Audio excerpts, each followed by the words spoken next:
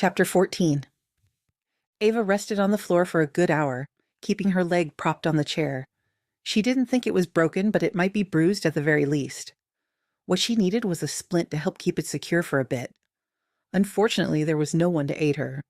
While she had heard murmurs and shuffling in the hall, no one came to check on her. Well, she wasn't going to lie on the cold, hard floor and wait for help. There was a forest right outside. She could use a couple of branches to make a crude splint. After that, she had no idea what to do. It wasn't as if she could go far, but she'd sort that out later. Easing her leg down off the chair, Ava twisted to flop onto her belly. She pushed up and grasped the chair. With strength that was slowly returning to her, she lifted herself up and sat on the chair. Giving herself a moment or two, she took a breath before continuing. Ava held the back of the chair and lifted herself into a standing position, keeping the weight on her good leg. Here goes nothing, she thought, taking a trial step. She cried out as she crashed to the ground, a jagged pain stabbing at her. Ava cursed, letting the explicative carry some of her agony. It seemed her leg was truly broken after all, and she was stuck in hell. David knocked on Jared Boyer's door. Boyer's truck was in the driveway, so he had to be home. It was crucial that David speak with him.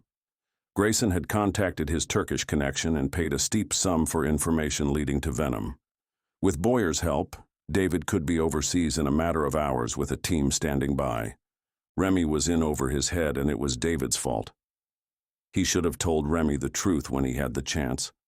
But there never seemed to be a good time. And then it was finally so buried in the past that it remained that way. David didn't have the heart to drag Remy back to that painful time. God, when he had found Remy, wandering the desert, barely alive and out of his mind, David thought he might have been too late. Remy was covered in slashes and burns, which David promptly found were of his own making.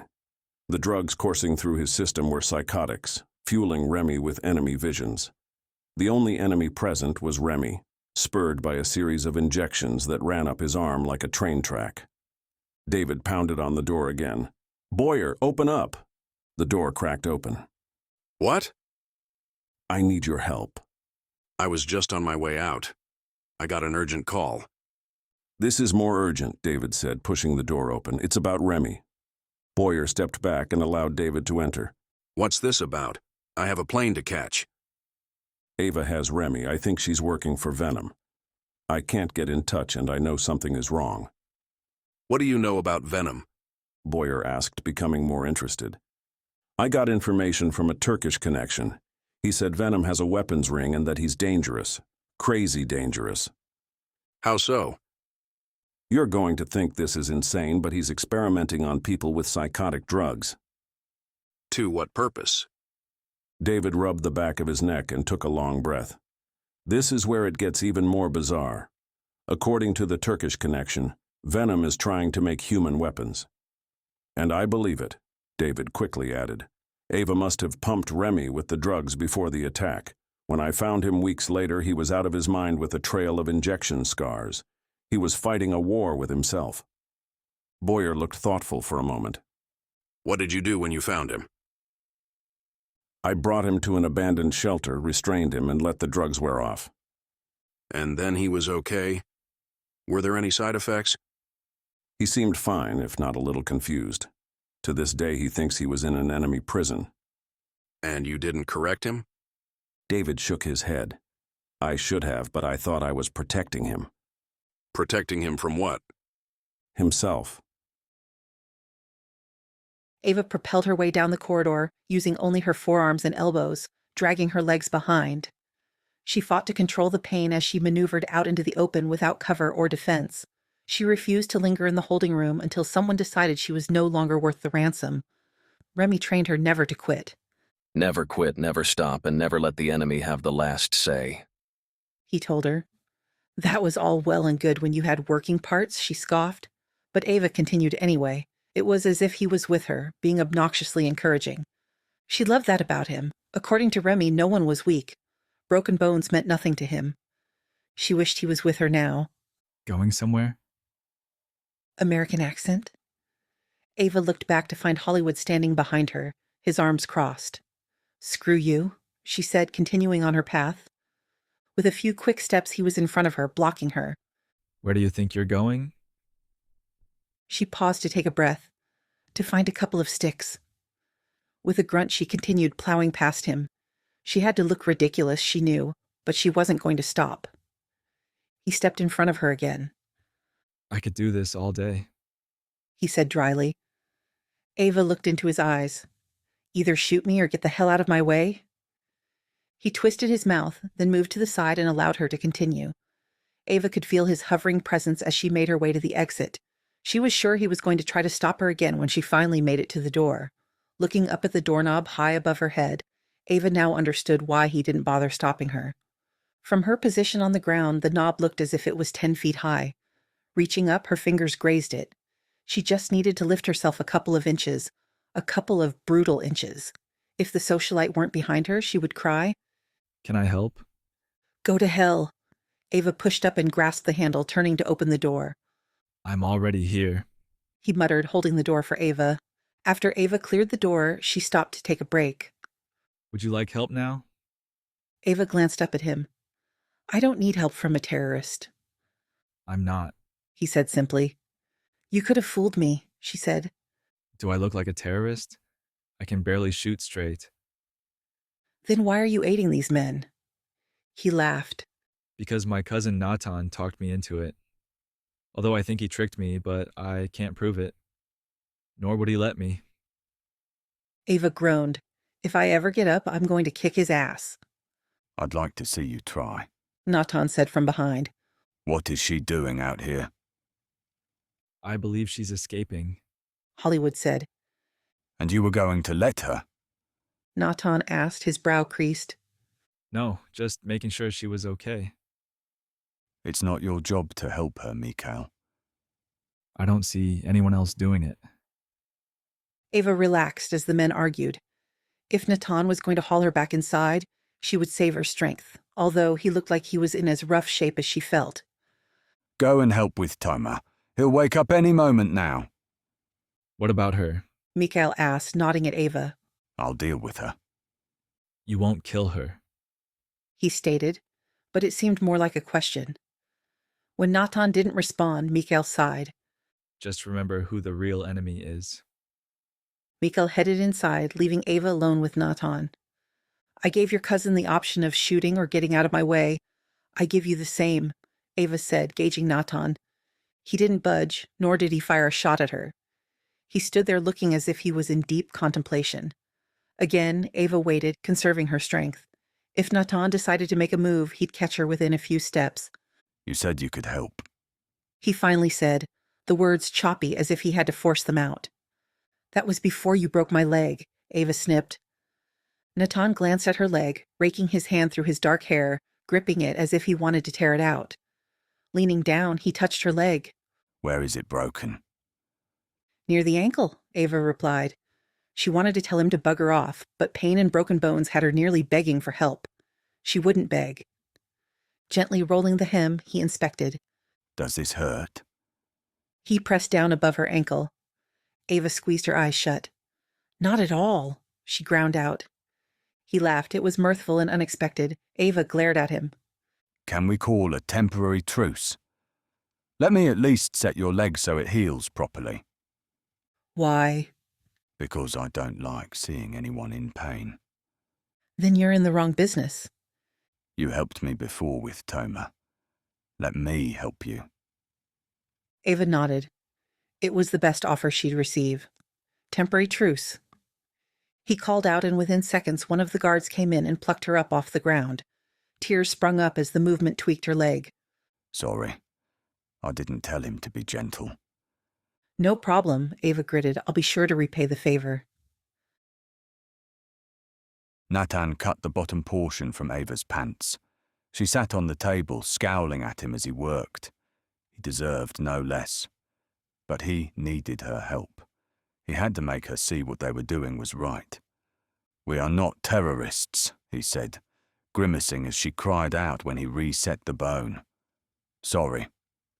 If you're not terrorists, then who are you? She asked between hiccuping breaths. A really pissed-off family. There are support groups for that. Yes, we tried that until Venom took Toma. Toma?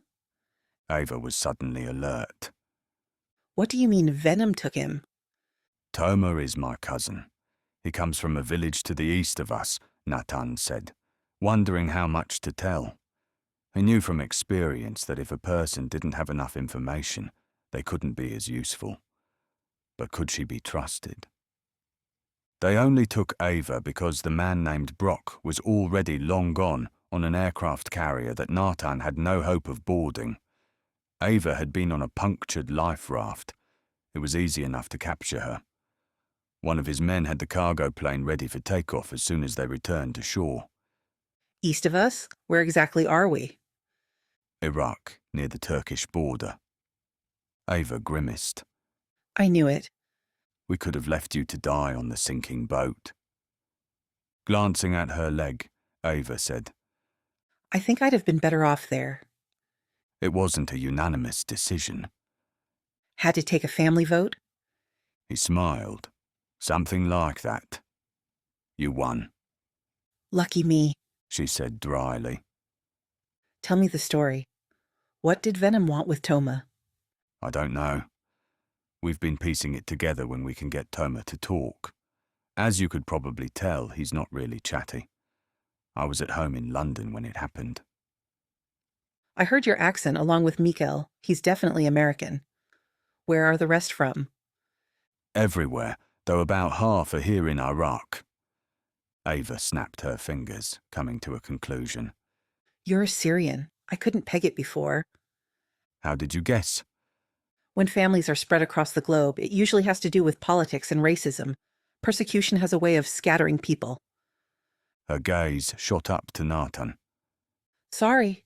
He nodded, continuing to tend to Ava's leg. She was right. Throughout history, they'd been targets, deprived of their ethnic, cultural, and even national rights. They were even victims of genocide. But that wasn't what he was fighting against today. Toma disappeared from the village about 6 months ago. He left to run an errand, but never returned. But he did. He's here now. Natan shook his head. His body is here, but his mind is gone. And it gets worse if his adrenaline spikes. It's as if he's becoming someone or something else. His strength is compounding. When he showed up at home 2 months ago, I was asked to come. Natan finished wrapping Ava's leg, the splints adding bulk. She would need a cast eventually, but for now it was set. If she was in pain, she wasn't letting on. Why not get him medical treatment instead? His family is very poor, Natan explained.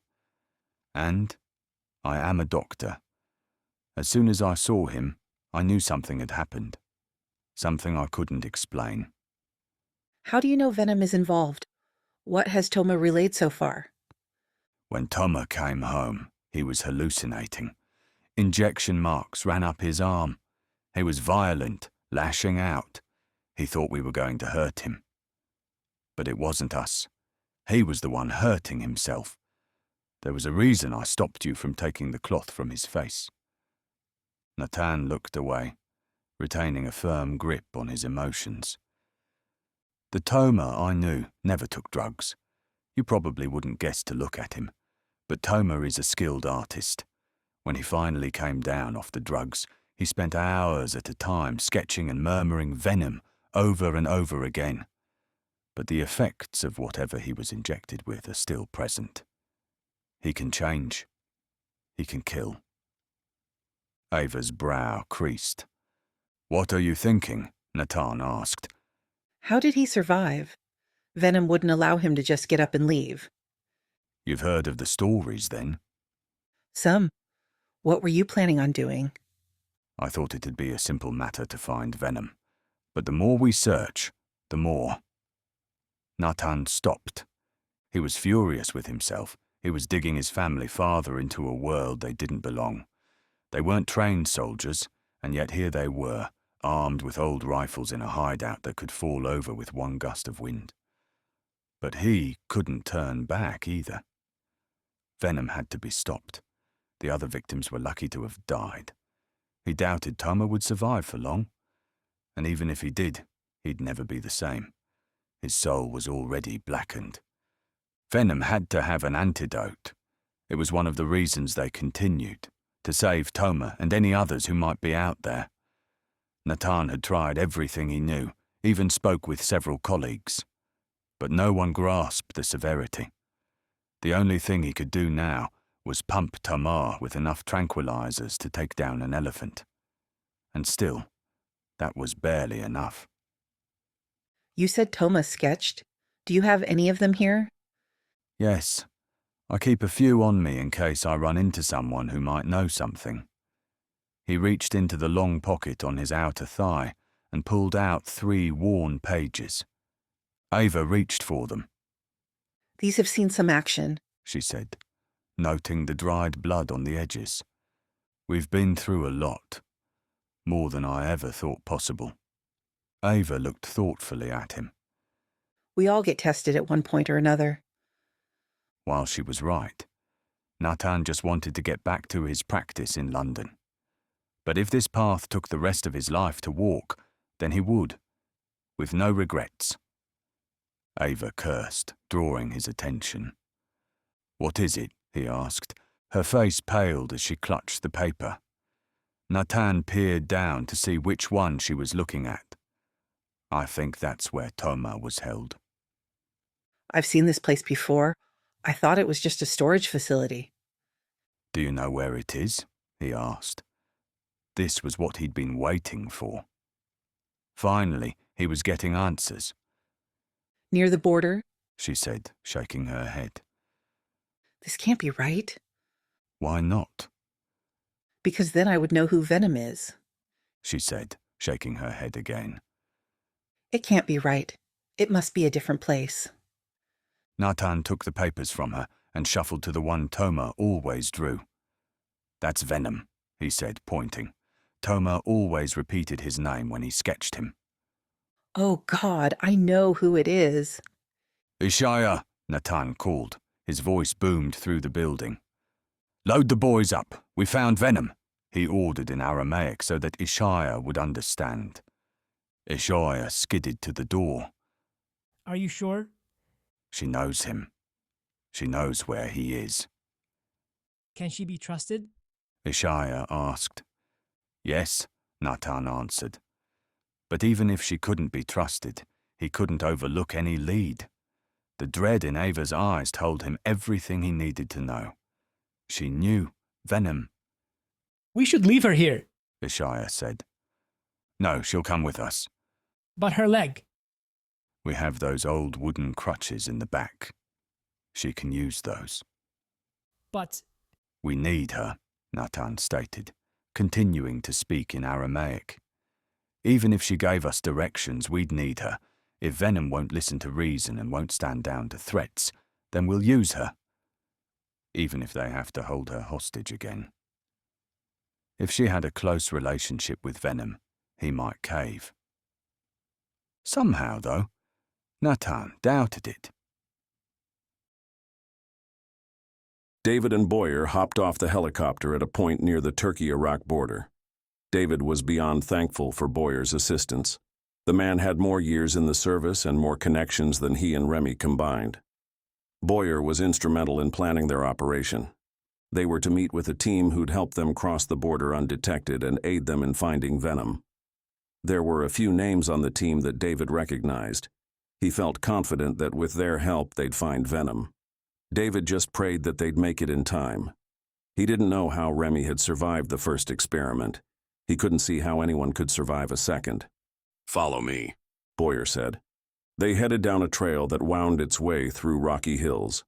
It looked as if the path hadn't been used for a while. While there was no forest or vegetation to reclaim it, it was dusted over as if strong winds blew through. Where are we going? David said. There is a small base about a half-mile south of us. Will the team already be assembled? Should be. David hoped they would be. Any delay and... No, he never left a man behind. He certainly wasn't going to start now, not with Remy. David continued to follow Boyer, his mind absorbed with the operation and echoes from the past.